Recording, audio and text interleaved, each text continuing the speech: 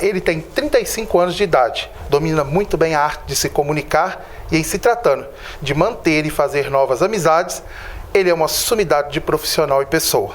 Marcelo Santos Daibert é vice-presidente da Adubar, presidente do Instituto Realizar e pró-reitor acadêmico do Centro Universitário Governador Zanan Coelho, Unifagoc. Seja bem-vindo à Associação Comercial e Industrial de Ubar. Paulo, eu que agradeço. Se a gente está aqui hoje no presente é por conta das experiências nossas do passado. E são essas experiências que fazem a gente desenvolver para o futuro. E já que você falou em passado, vamos puxar lá na raiz de onde veio Marcelo Daibert.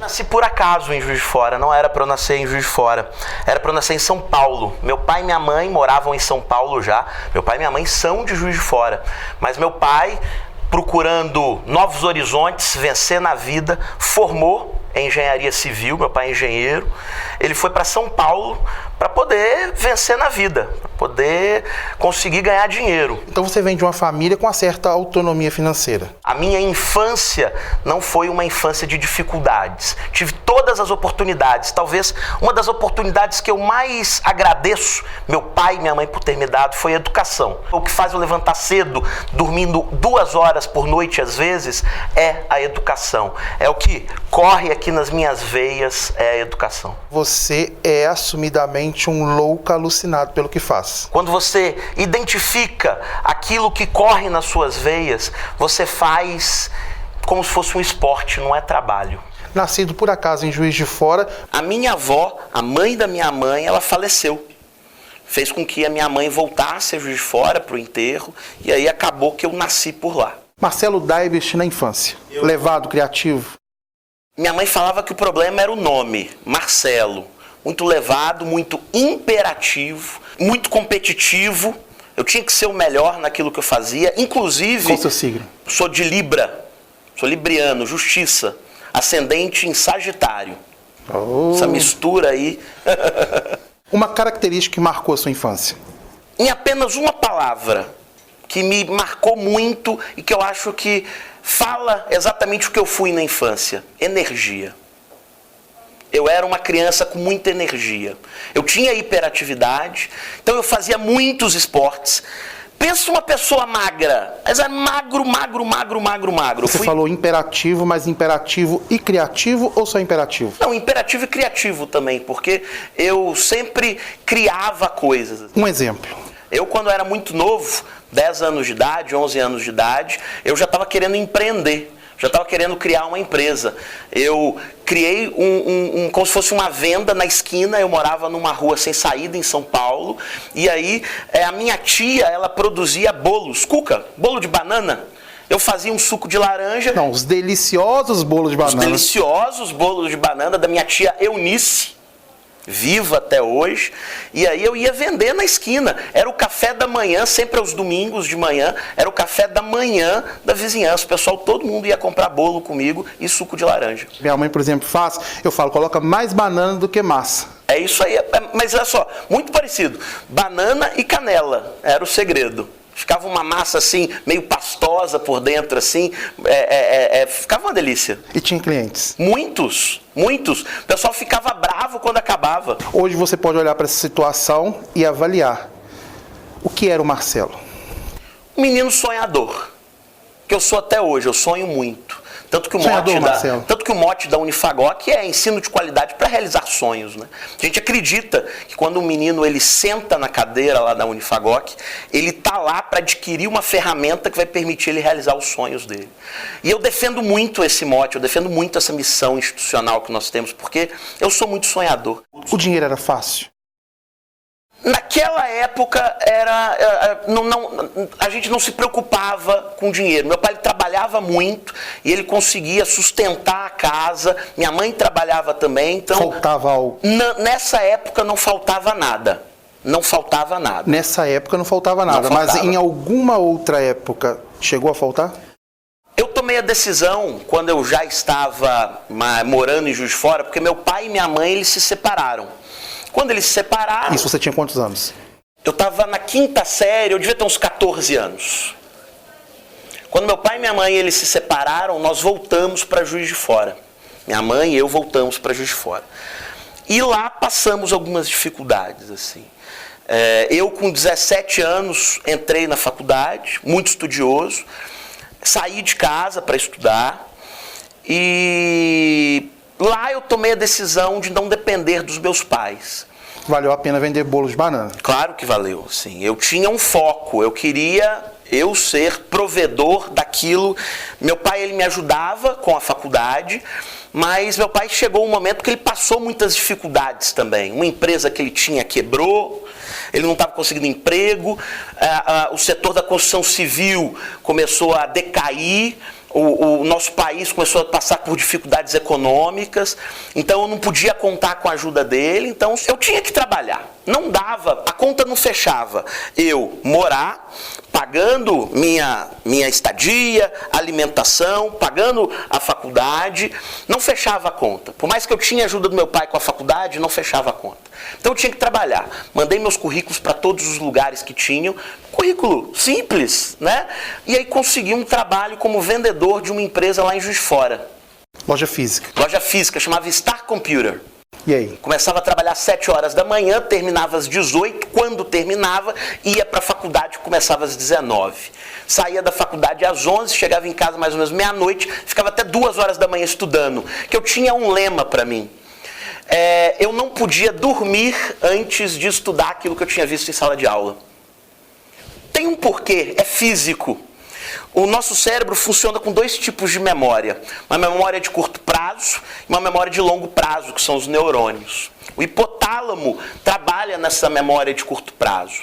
E é durante o sono que o hipotálamo transforma o que foi relevante durante o dia em memória de longo prazo, que transfere para os neurônios essa informação. Então o que eu fazia? Eu assistia às aulas, tentava fazer uma associação para aquilo que fosse relevante e antes de dormir eu estudava para falar para o meu cérebro, olha, essa informação é relevante. E aí antes de dormir eu estudava. Tanto que eu, sem preparar uma aula, eu consigo dar uma aula com tudo que está na minha cabeça, tudo que está no meu neurônio. Foi essa estratégia que eu utilizei desde sempre e no colégio, e na faculdade também. Só que eu tinha que acordar cedo, né? O público está aplaudindo. Espero que sim, espero mas que há uma dúvida. Dicas. Você era antissocial? Não. Olha só que interessante, por mais que eu tenha sido... Porque esse cenário, né, de trabalho, estudo e revisar a matéria, há essa dúvida. Lembra que eu falei que era energia, talvez a característica mais marcante da minha infância? Isso mantém até hoje. As pessoas falam que eu sou ligado no 440, não é nem no 220, é no 440. E eu sou assim sempre. Marcelo, com toda essa energia, há dias que você se permite estar triste? Sim. Há alguns dias em que eu fico triste, eu sou um ser humano normal. Mas eu não consigo imaginar Marcelo Daibert triste. É difícil, não vou mentir para você não. Eu tento dominar a minha mente, porque quando acontece algum episódio na tua vida que te deixa chateado, eu costumo dizer isso para várias pessoas, ficar chateado é opcional. Você pode pegar aquela informação, você pode ficar chateado, você pode se enclausurar, ficar triste, ou você pode pegar aquela informação e focar na resolução de um problema, focar no futuro. Eu sempre tento fazer isso, mas é normal, às vezes, a sua mente te dominar e você fica triste, você fica borocochô, faz parte. Mas a nossa passagem pela loja de informática em Juiz de Fora ainda não terminou. Quando eu saí da loja de informática foi para ir por uma empresa de tecnologia que mexia com um provedor de internet a rádio, lá em Juiz de Fora, chamada Direct Link. Lá eu cheguei até ser gerente dessa empresa, da parte técnica, muito rápido, com os conhecimentos da área da computação que eu tinha. Ganhava até um salário muito bom. Na época, 2002, 2003, salário de 2.000 e poucos reais. Já estava ganhando um salário bom. Tanto que constituí família, casei muito cedo, casei com 19 anos. E eu acredito que o casamento não deva ter sido difícil, afinal de contas, você estava ganhando um bom salário e feliz no emprego. Na realidade, eu não estava feliz. Tive um professor de português e literatura, ele chamava Pedro, e ele passou um livro para a gente ler, os meninos da turma, chamado Professor Valeu. Eu sempre gostei muito de ler. Li esse livro e me encantei com a profissão de ser professor. Eu comecei a me espelhar a professores que para mim eram referências de vida. E eu não queria aquela vida. Eu, quando entrei na faculdade, vou fazer computação, foi a minha decisão, mas quando eu entrei na faculdade, eu já queria ser professor. Mesmo ganhando um bom salário, mesmo eu conseguindo casar, apesar que o casamento também não durou muito, eu casei com 19, separei com 23, mas eu não estava feliz. Estava lá na minha graduação, trabalhando demais nesse provedor, mas infeliz. Eu não estava encontrando felicidade no meu trabalho. Fazendo uma analogia hoje, eu vejo muitos profissionais que estão no mercado, que eles trabalham esperando que a sexta chegue, para que ele possa sair e ter um momento de felicidade. Eu não, eu queria ter um momento de felicidade na segunda-feira, na terça, na quarta, na quinta, na sexta também. Foi aí que eu larguei esse salário. Foi aí que eu larguei esse meu emprego, e aí surgiu a oportunidade para ser estagiário da faculdade onde eu estudava, para fazer iniciação científica. Saí de 2.000 e poucos reais, que era um bom salário, para ganhar 480 reais, uma bolsa. E o casamento a essa altura? Eu casei com 19, tive filho com 21. Quando eu entrei no mestrado, eu tive que mudar de Juiz de Fora e fui para Viçosa, e aí o casamento não suportou. Eu me separei aos 23 anos de idade quando eu entrei no mestrado. Marcelo, você é uma personalidade, os passos e palavras acabam refletindo o perfil de outras pessoas. Uhum. Você casou com 19, teve filho com 21 e separou aos 23. Uhum. Essa fase foi precoce? Foi, assim, não me arrependo, né? Porque essas experiências do passado é o que definem o que você é hoje no presente. Eu não me arrependo, mas foi precoce sim. Se eu tivesse com a maturidade que eu tenho hoje, eu não teria feito isso. À primeira vista, o espaço de tempo foi muito curto do casamento à separação. Mas você trocou o emprego que você ganhava mais para fazer estágio. Ou seja, o que me leva a crer que você passou dificuldade no casamento. E muitas dificuldades, não foram poucas não.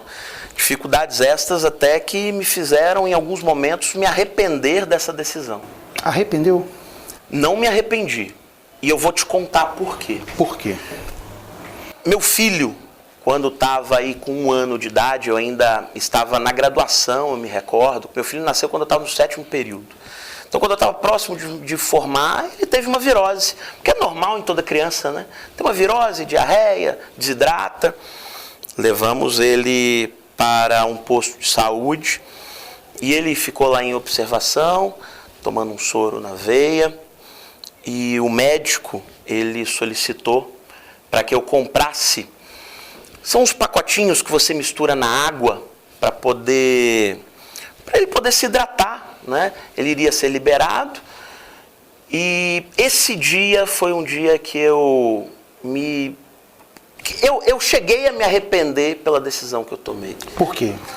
O médico me deu a receita, eu só precisava comprar esses pacotinhos aí. Eu fui na farmácia ver o preço desses pacotinhos, cada um custava R$ 2,40. Eu precisava ter R$ 4,80 para poder comprar o remédio, do meu filho, sabe? Quando eu deitei a minha cabeça no travesseiro e fui refletir sobre por que eu cheguei nesse ponto, por que eu permiti que a minha vida chegasse nesse ponto de eu não ter R$5 para poder dar um remédio para o meu filho, eu falei, não, eu vou mudar. Sonho bobo esse de ser professor. E olha só que engraçado, como às vezes a mão de Deus te coloca em situações para você valorizar outras, né? Marcelo, você citou a mão de Deus e as pessoas hoje em dia estão muito incrédulas. Uhum. No dia seguinte, eu fui para a universidade, fui para a faculdade e eu prestava monitoria de uma disciplina de algoritmos lá e tinha uma moça. Essa moça era surda e ela me entregou um presente e me agradeceu. Por que ela me agradeceu? Porque foi graças aos meus ensinamentos, a minha ajuda, que com toda a dificuldade dela, pensa, uma moça surda, ela fazia leitura labial para poder aprender. Ela me entregou um presente para me agradecer. Ela falou assim, olha, obrigado por você existir. O nome dela é Marília. Marília foi uma pessoa muito importante para mim, porque ela fez eu perceber que a vida não é só dinheiro. O maior pagamento que tem para um professor, e eu falo isso para os meus alunos, é quando no final do semestre o seu aluno vai e te manda uma mensagem te agradecendo por você ter feito diferença na vida dele. Então naquele momento, quando a Marília me deu o presente, e eu chorei demais. É engraçado.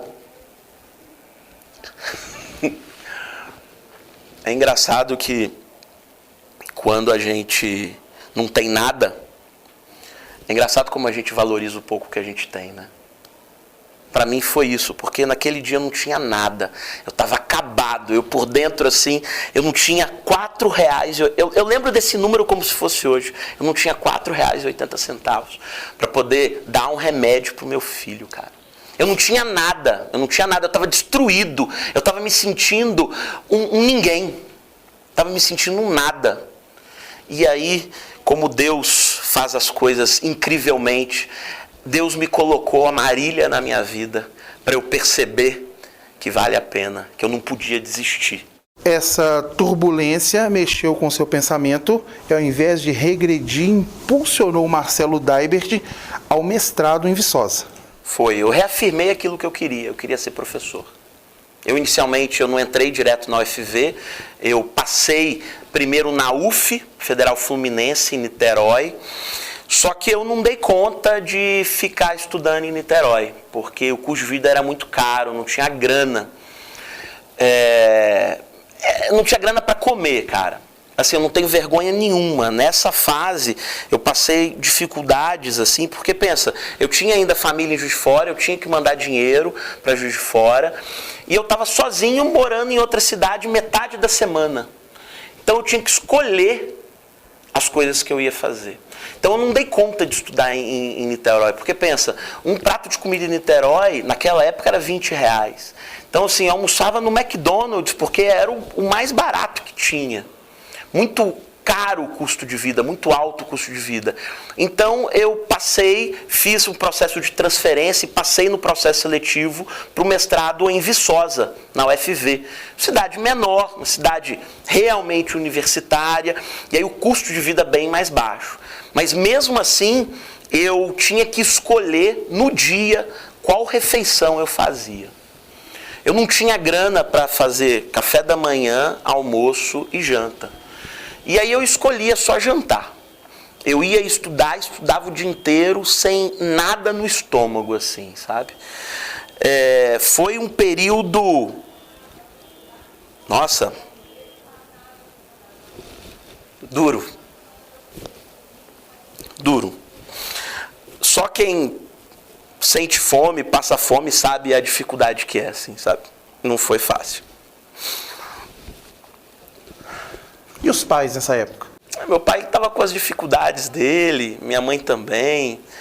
Acho que eles nem sabiam, eu não queria contar também. Eu não tinha vergonha de contar a dificuldade que eu estava passando. Mas, cara, você sabe quando você toma a decisão e, tô passando dificuldade, vou correr atrás para pedir ajuda?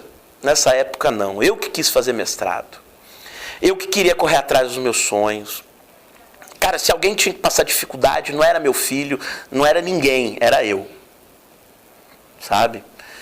Eu morava, na época do mestrado, eu morava num quartinho de empregada.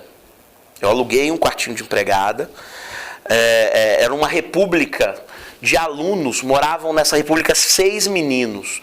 Eram alunos do curso de engenharia elétrica da UFV. E tinha um quartinho de empregada lá. Eu dormia, tirava a mesa pro lado de fora. Quando eu precisava estudar, eu botava a mesa lá de dentro e levantava o colchão. Era isso, cara. Minha vida foi um ano assim. Não estudou deitado? Eu ficava lá na UFV estudando. Os alunos de pós-graduação, mestrado, tinham a chave do departamento. E quantas vezes eu lembro que eu tinha aula 8 horas da manhã. Eu não voltava, não. Eu ficava lá. Eu juntava 3, 4 cadeiras. Não, umas 4, né? Pelo meu tamanho assim, né? umas 4 cadeiras assim, tirava um cochilo até 7 horas da manhã, que 7 horas começavam a chegar os alunos. Não podia dormir lá dentro, né? Mas eu ficava sozinho lá, tirava um cochilo, então 7 horas eu arrumava, ia lá no banheiro, escovava o dente e tal, pro dia seguinte, assim. E foi assim durante um ano, quando eu fiz os créditos do meu mestrado. Hoje, Marcelo Daibert é uma das faces mais expressivas que representa a instituição Unifagoc, mas a sua entrada na instituição? Comecei como professor horista. Morando em Juiz de Fora. Metade da semana eu passava em Viçosa, metade da semana em Juiz de Fora, porque as minhas aulas no mestrado iam até quarta. Aí na quarta-feira eu ia para Ubá, dava aula e voltava para Juiz de Fora. E na sexta-feira a mesma coisa. Só que eu não tinha carro, né? Você pegou os melhores dias para dar aula, né? Quarta e sexta-feira. Quarta e sexta-feira. Sexta-feira não é um bom dia. Mas, cara, com energia, sempre os alunos adoravam as sextas-feiras com as minhas aulas, assim. E eu adorava também, cara, eu fazia aquilo que eu amava. E eu tinha que ir para Juiz de Fora, né? E aí eu tenho um orgulho muito grande dessa instituição. Por isso, assim, que não existe Marcelo sem Fagoc. Tem essa sensação de pertencimento? Claro que tem, claro que tem. Eu sou o que eu sou hoje por conta da Fagoc. Então, assim, eu trabalho na Fagoc muito mais daquilo que eu só pago. É uma sensação de dono. É uma sensação de dono. Um presente que eu recebi do Kiko, ele prefere ser chamado assim, é o Francisco Dutra. Ele é gerente do Banco do Brasil e ele gravou comigo o dono e falou assim, olha, eu vou te mandar um presente. E o Banco do Brasil desenvolveu uma campanha para que os funcionários tivessem essa sensação de serem dono da instituição. E você, na Unifagoc, passou a fazer isso automaticamente. Foi automaticamente porque tudo que eu conquistei dos sonhos meus pessoais e profissionais, eu conquistei na Fagoc. Eu devo muito à Unifagoc. Então é justo que eu trilhe esse meu futuro junto com a Unifagoc. E essa sensação de pertencimento que o Banco do Brasil faz é incrível, é perfeito. Porque se eu coloco o meu colaborador com essa sensação de pertencimento, de ser dono da instituição, ele vai render muito mais. Os alunos fizeram um abaixo-assinado para que eu assumisse a coordenação do curso.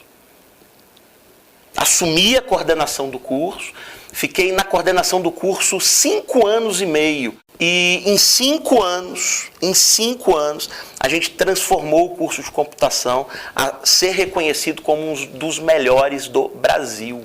Marcelo, a sua história de superação, ela é assumidamente incrível. De um sonho de se tornar professor a coordenador de curso, depois superintendente acadêmico e agora pró-reitor acadêmico da Unifagoc. Eu estou curioso para saber quando é que teve uma conversa mais estreita entre você e a direção que, é claro, estava te observando e vendo que você queria que a instituição funcionasse e funcionasse bem. Eu lembro como se fosse hoje desse dia. Marcelo Andrade, hoje reitor da Unifagoc, antigamente diretor-geral da Fagoc, ele reuniu todos os coordenadores de curso na sua sala e falou que estava muito sobrecarregado, que precisava delegar funções. Foi aí que surgiu a oportunidade, a criação do cargo, que na época não existia, que era o de superintendente administrativo e financeiro. E aí foi quando surgiu a oportunidade de eu me tornar o superintendente acadêmico da faculdade. De Fagoc a Unifagoc, não só a logomarca, mas muita coisa mudou.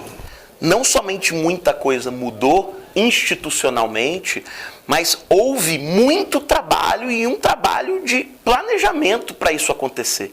Foram 6 anos pensando em virar centro universitário, até a gente conseguir virar centro universitário. As pessoas viram para mim, Daibert, parabéns, o MEC, ele liberou a portaria falando que a Fagoc virou centro universitário.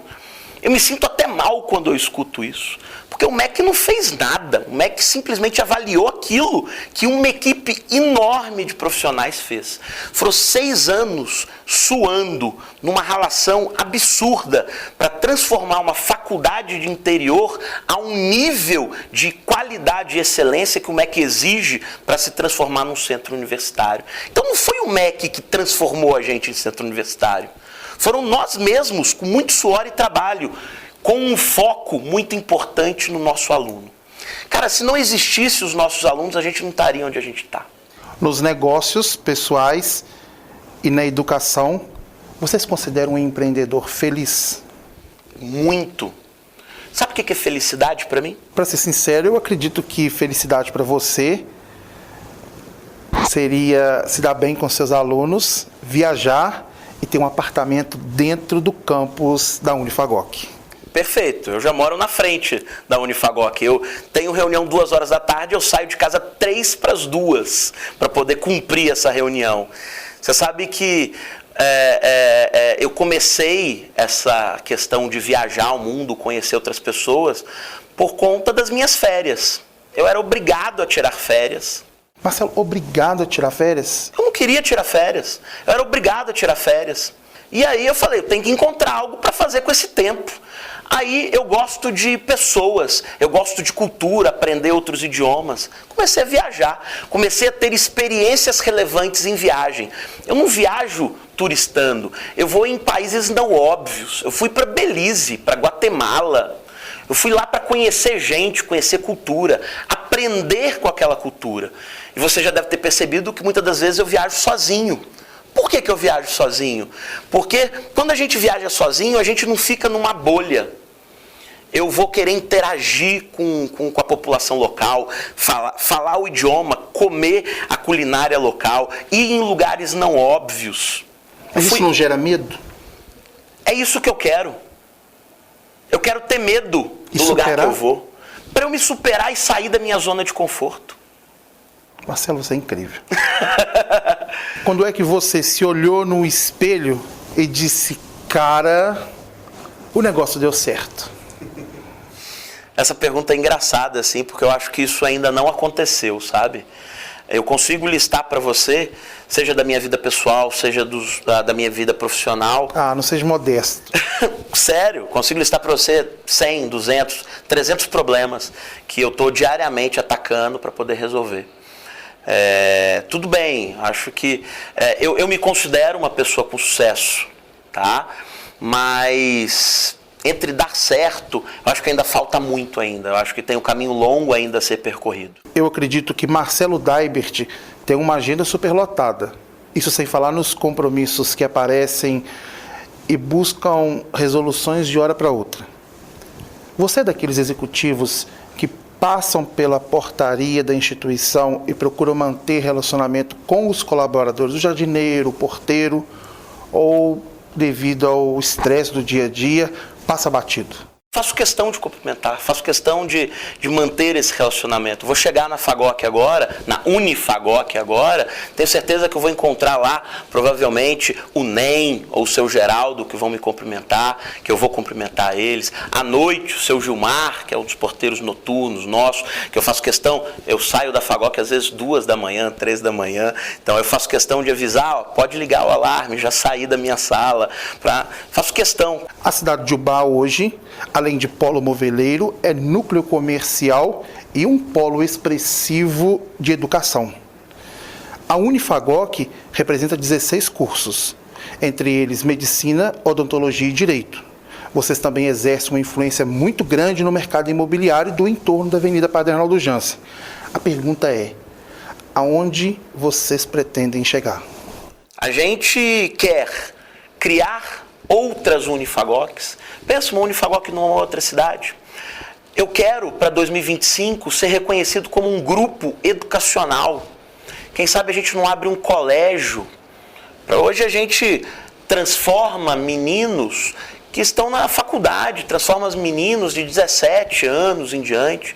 Já pensou em pegar crianças de 3 anos em diante e poder oferecer ensino de qualidade para que a gente possa realizar os sonhos dos pais e desses meninos? Então, assim, as possibilidades de crescimento são enormes. Já no próximo ano a gente já entra com o projeto EAD Unifagoc, onde a gente deve oferecer algo como 10 novos cursos no mercado EAD. Eu falei com o Marcelo Daibert, pró-reitor acadêmico da Unifagoc, e ser dono de uma pasta expressiva é isso. É ter o prazer de desenvolver ações e fazer com que a instituição brilhe pelo potencial próprio.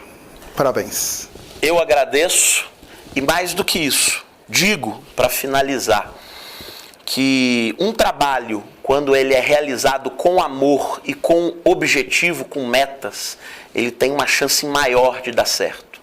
Se você encontrar a sua missão de vida e trabalhar na sua missão de vida, você tem chances de conquistar a felicidade de forma muito mais plena. E aos nossos alunos que estão nos ouvindo, eu agradeço, porque são eles que nos dão a oportunidade de continuar crescendo, porque é por eles e para eles que a Unifagoc existe. Obrigado pela oportunidade.